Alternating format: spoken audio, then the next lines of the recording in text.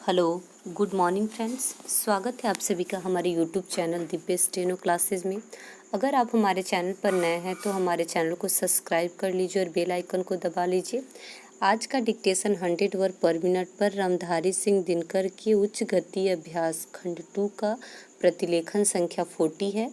तो चलिए स्टार्ट करते हैं अपना डिक्टेशन। स्टार्ट। महोदय, कुछ लोग आज यह कहते देखे गए हैं कि राष्ट्रीय एकता अंग्रेजी के माध्यम से हो सकती है। कई लोगों की धारणा है कि अंग्रेजी निकाल दी जाए तो राष्ट्र टुकड़े टुकड़े हो जाएगा, वैज्ञानिक प्रगति रुक जाएगी आदि। इससे बढ़कर भ्रामक विचार और कुछ भी नहीं हो सकता। मैं अंग्रेजी की उपादेयता को नकार नहीं रहा, किंतु हर जगह उसका वर्चस्व हो यह स्वीकार्य नहीं हो सकता।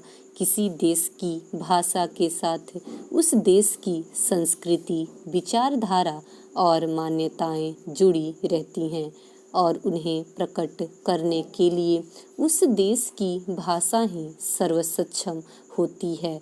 स्वतंत्रता के पूर्व राष्ट्रीय गौरव आम जनता को दृष्टि में रखकर किया जाता था। राष्ट्रीय एकता का अर्थ है करोड़ों भारतीयों की एकता, और यह एकता हिंदी से ही लाई जा सकती है, अंग्रेजी से नहीं।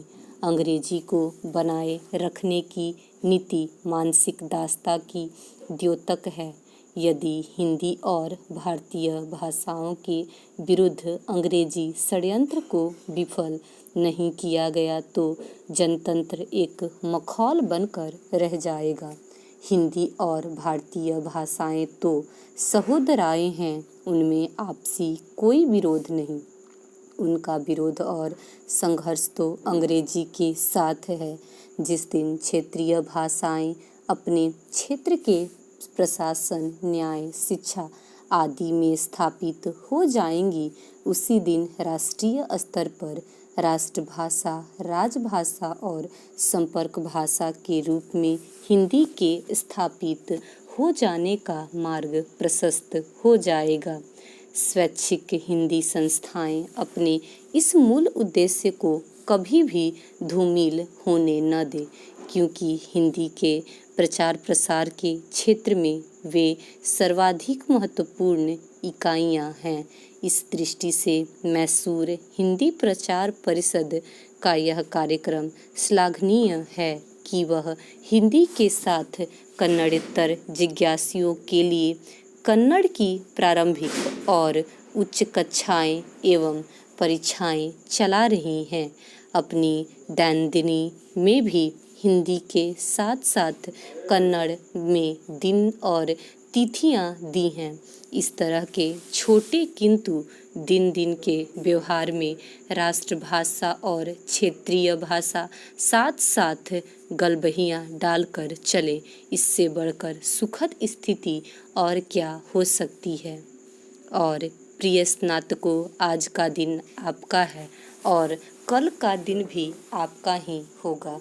विगत महीनों और वर्षों में आपने कठिन परिश्रम कर अपनी हिंदी रत्न अथवा हिंदी प्रशिक्षण की परीक्षाएं दी हैं, उत्तीर्ण हुए हैं।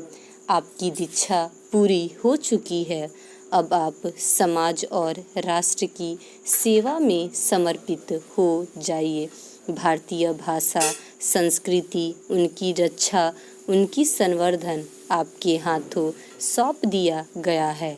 आप दायित्व का निर्वाह कर सके, जीवन में सफलताएं पाए, यही शुभकामना है।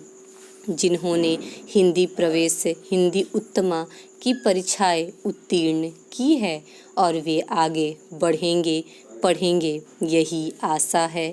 इस उद्देश्य की प्राप्ति हेतु स्वैच्छिक हिंदी संस्थाओं की विभिन्न परीक्षाओं को मान्यता प्रदान दी गई है।